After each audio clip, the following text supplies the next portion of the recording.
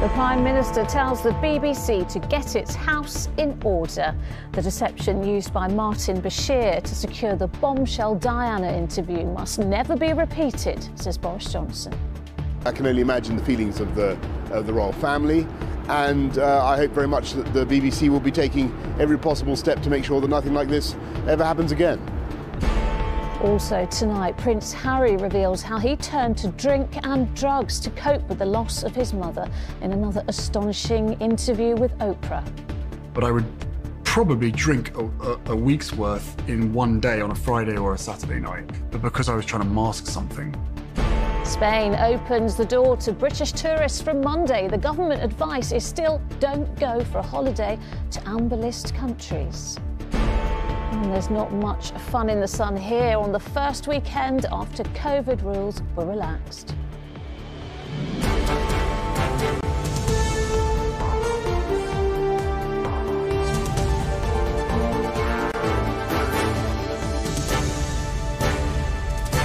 This is the ITV Evening News with Lucrezia Millarini. Good evening. The Prime Minister added his voice today to the chorus of criticism over the BBC's lies to secure the 1995 interview with Princess Diana. Boris Johnson said he was very concerned about the inquiry, which found journalist Martin Bashir faked documents to secure the scoop. He said the broadcaster should take every step to ensure it never happens again. It followed condemnation of the deceit and cover-up from Diana's sons, Princes William and Harry. The Duke of Cambridge said it added to their mother's paranoia and damaged their parents' relationship. Here's Paul Davies on the BBC's growing crisis. For this prince, royal duties must go on, however angry you are with the national broadcaster. Prince William was in Edinburgh today, joining amateur footballers, talking about the need to look after our mental health, just hours after his scathing criticism that Martin Bashir's BBC interview obtained by deception had damaged his mother's. It brings indescribable sadness to know that the BBC's failures contributed significantly to her fear, paranoia and isolation that I remember from those final years with her. Well, there were three of us in this marriage, so it was a bit crowded. Reporter Martin Bashir faked documents to win Diana's confidence. His bosses at the time have been accused of a cover-up. The Prime Minister, visiting a naval base in Portsmouth today, joined the Prince in condemning both. I can only imagine the feelings of the royal family, and I hope very much that the BBC will be taking every possible step to make sure that nothing like this ever happens again. Tony Hall, Martin Bashir, Tim Gardam, they all knew I was innocent, completely innocent. Former BBC graphic designer Matt Wiesler says for decades he was the scapegoat. Martin Bashir got him to fake bank statements used to persuade Earl Spencer to arrange the initial meeting with Princess Diana. When he informed BBC bosses, they stopped employing him. He's still waiting for a proper apology. My family have felt it. Everybody that knows me has felt it. I have changed as a person. You know, this has got to be addressed. After a day that's already caused so much damage to its reputation, the BBC is now waiting to see if the deceit highlighted in Lord Dyson's report will lead to a police investigation. Scotland Yard says it's currently assessing the report's contents to see if there is significant new evidence of unlawful activity. At stake, the corporation's ability to govern itself. Mistakes were made by the BBC in investigating this. People will question why they dropped the investigation rather than following it through. People will question why Martin Bashir was allowed to come back to the organisation. And that fundamentally is a question about loss of trust in the BBC and its ability to investigate itself. Stormy days at the corporation, with its regulator Ofcom also looking into changes that may be necessary to prevent any repeat. Paul Davis, ITV News. Prince Harry has revealed how his mother's death turned him to drink and drugs. In an interview recorded before yesterday's report into the BBC, he said he was trying to mask his emotions. He said his father told both him and William that they just had to put up with the press attention. Our royal editor, Chris Shipp, reports. Fear of losing. When did you start therapy? 4 years ago now. 4 years is 4 years. kind of recent. This is not, of course, the first time we have watched Prince Harry talk to Oprah Winfrey. I wasn't in an environment where it was encouraged to talk about it either. But this new series with Oprah, out today, is an astonishingly personal account from Harry about the therapy he's had and still has to deal with his mental health and his troubled past. But unfortunately, when I think about my mum, the first thing that comes to mind is always the same one over and over again. Strapped in the car, seatbelt across, with my brother in the car as well, and my mother driving, being chased by 3, 4, 5 mopeds with paparazzi on, and then she was almost unable to drive because of the tears. There was no protection. He said, as he has done before, that left him with an ongoing feeling of helplessness, and of course the world knows what happened next. For me, the thing I remember the most was the sound of the horses' hooves going along the pavement, along the Mall, the red brick road. By this point, both of us were in shock. And it all led, eventually, to a time in his late 20s when Harry said all was not well. So 28 to probably 32 was a nightmare time in my life. I was willing to drink, I was willing to take drugs. Probably drink a week's worth in one day on a Friday or a Saturday night. He told Oprah over the course of a number of episodes that he felt trapped. He didn't have the option to leave, and his family, in particular his father, Prince Charles, he said, told him that was the way it was. Because my father used to say to me when I was younger, he used to say to both William and I, well, it was like that for me, so it's going to be like that for you. That doesn't make sense. The solution, admitted Harry, was to choose therapy. Lots of it. And I saw GPs, I saw doctors, I saw therapists, I saw alternative therapists, I saw all sorts of people. And not only did Harry speak about it, he allowed the cameras to film it. How do you feel about us targeting another memory today? Let's do it. For most of my life, I've always felt worried, concerned, a little bit tense and uptight whenever I fly back into the UK, whenever I fly back into London.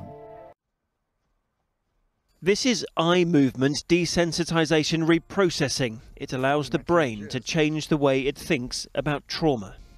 It cleans my hard drive. It's literally like every time something comes up, we're done with that. Whatever you expected Prince Harry to do with his new life in America, it is unlikely you would have guessed this. Oh, Chris, goodness me, we're hearing from two brothers there in the last 24 hours in very different ways, but both of them linking back to that very significant time in their lives, the death of their mother. You know, I think that's right. I mean, look, there was so much I could have brought you about Prince Harry, what he said there, you know, about Meghan's, thoughts of suicide. He said he wasn't going to get any help from his family, that his mum would have been proud of him. He wished his mum could have met Meghan, and on and on and on. I mean, there was a lot in this new series that he has done. But, I think for Harry, this is about him dealing with the past. This is about him sort of learning how to cope with what's happened to him before, and he's been very open. You saw it there in astonishing clarity about how he's had so much therapy.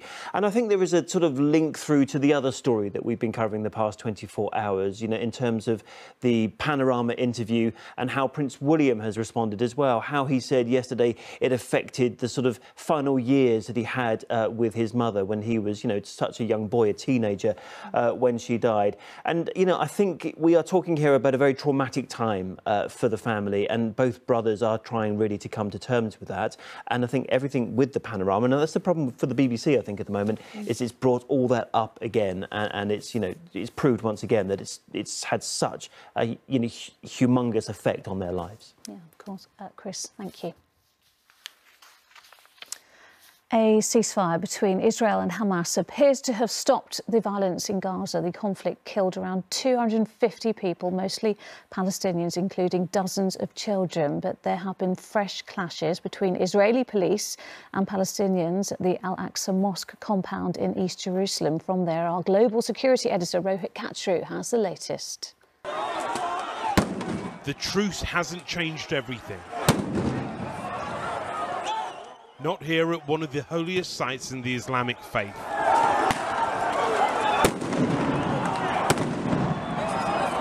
We were inside the Al-Aqsa Mosque compound as once again Israeli soldiers and police clashed with Palestinians.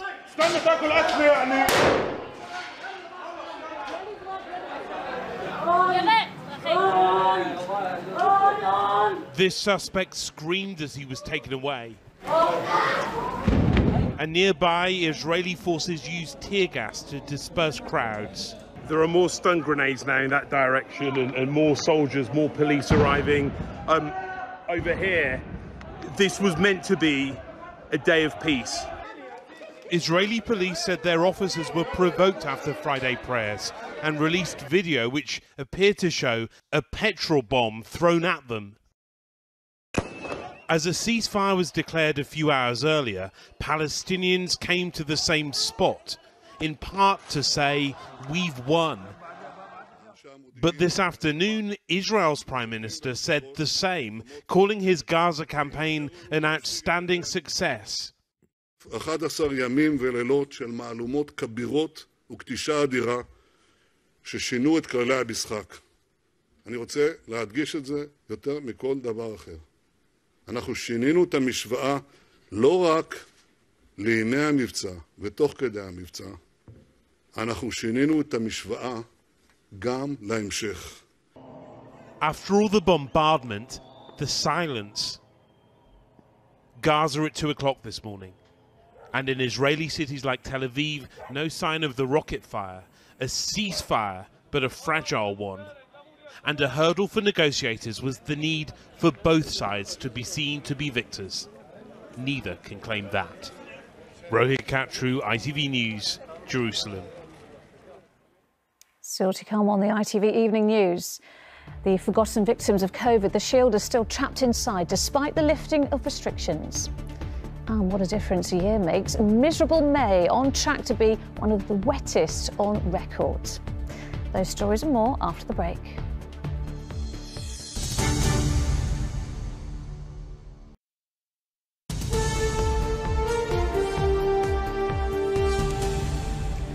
Welcome back. The easing of lockdown means this weekend will be the first time many of us can enjoy some of the finer things in life again. But for hundreds of thousands of shielders, there'll be no change. Many will have to stay indoors. And as our political correspondent Romilly Weeks reports, some feel they've been abandoned by the government and authorities.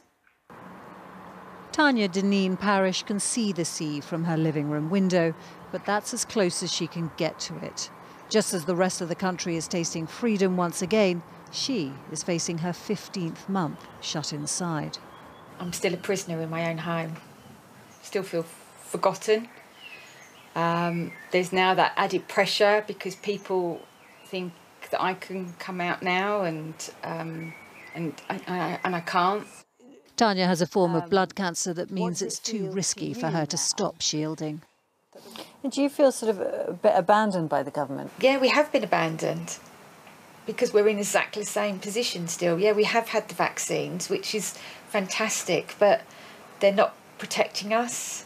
If you hear of any of the talks from the Prime Minister, and that there's no talk about us extremely vulnerable people anymore.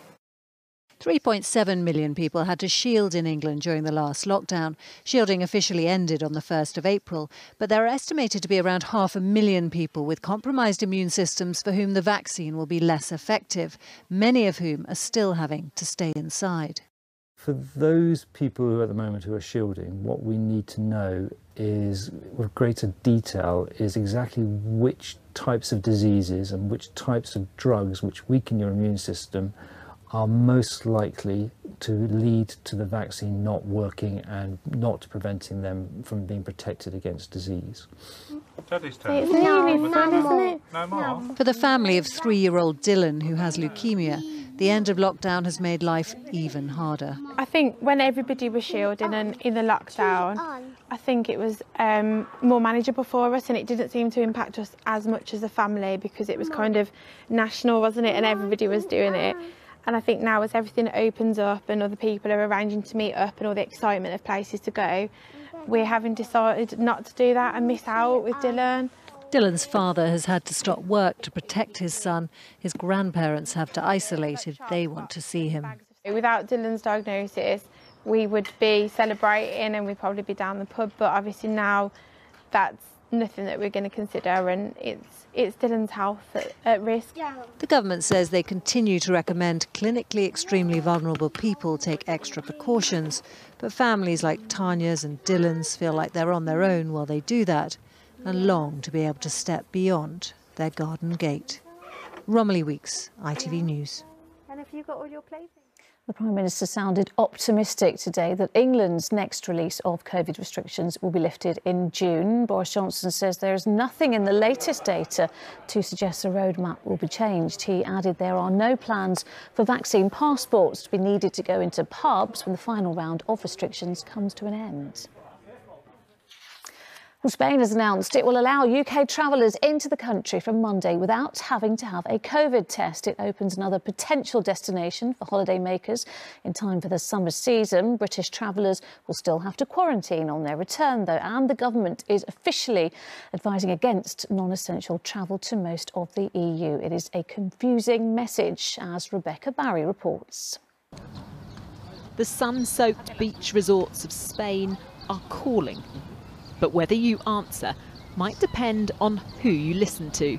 From next Monday, the 24th of May, Spain will be delighted to receive British tourists again into our country. On the one hand, Spain opening the doors to British holidaymakers, but on the other, the UK government still strongly advising against all non-essential travel to the country. Tomorrow, we're booking it tomorrow. Christian is desperate to see his family in Spain. The desperation has actually got me to the point where I've had to take antidepressants due to the fact that I can't actually see my family. So your mental health and your family is more important to you than the advice from the UK government? Yes, I mean, I've been fully vaccinated now, and I would rather lose a bit of money than lose a bit of family time. So what are the rules? From Monday, Spain says it will welcome UK tourists. They won't have to show proof of a negative COVID test or a vaccination. But Spain remains on our amber list. The UK government's advising against visiting except in extreme circumstances. And returning travellers must quarantine at home for 10 days and pay for several tests. Italy and Greece are also amber, but both say UK passengers can come with a negative test. Portugal is one of the only European holiday destinations on the green list, so you can travel there quarantine-free with a negative test. The government denies it's confusing. We have to make assessments about the risk to our own country of other variants coming back. People shouldn't travel either to those amber list countries unless it's absolutely essential. Spain is Britain's most popular holiday destination. Millions usually make the short trip. But for now, navigating that journey might feel far more complex. Rebecca Barry, ITV News. Well, and finally, the official advice may be to not travel abroad, but the good old British weather isn't making it easy. It's been a miserable May so far, the coldest for 25 years, with rainfall 31% higher than average. Still, at least we've had plenty of practice at making the best of it, as Ben Chapman discovered in the bracing winds of Weston-super-Mare. It wasn't the rain that was dampening spirits on Western seafront this afternoon, so much as the 50-mile-an-hour winds blasting sand in the faces of the tourists. PPE required for a weekend at the seaside we're now finally allowed to have, and that some are still determined to take. We've just got married, so we come down on a little honeymoon for 3 days, hopefully. Yeah. You weren't put off by the weather today? I mean, we looked at the weather forecast, didn't we? And we did think, are we crazy? You've been indoors for how long already? So just try and make the most of it. But it has been a pretty miserable May. Rainfall has been 31% higher than average. A month's worth fell in just the first 12 days. And the average temperature's been just 12 Celsius, the coldest for 25 years. Of course, there are still some upsides to the British seaside. You don't need a test to come here. You don't need to quarantine when you go back. And then, of course, there's that warm feeling of supporting the British tourism industry, as well as the taste of sand in your mouth. What's especially galling for the traders here is that last May was the sunniest on record, and they were forced to close. Now they can reopen. It's the weather that's inhospitable. Thankfully, the Victorian cafe can now serve customers inside, but this lunchtime they only had one. We are going to have a good summer, just got to believe in that and support the local businesses. I'm not sure, no, but we've got to try and believe that it will pick up, so come on down and grab an ice cream. If only the weather were that inviting. There is hope on the horizon. The forecast for next week does look brighter, apparently. Ben Chapman, ITV News, Weston-super-Mare. Gotta have hope. That is all for now, but do join me and our science editor Tom Clark in a few moments. We'll be answering your questions about the Indian COVID variant online. To watch and join us, search ITV News. Send your questions to your story at itv.com. But for the moment, from me and all the team, bye-bye for now.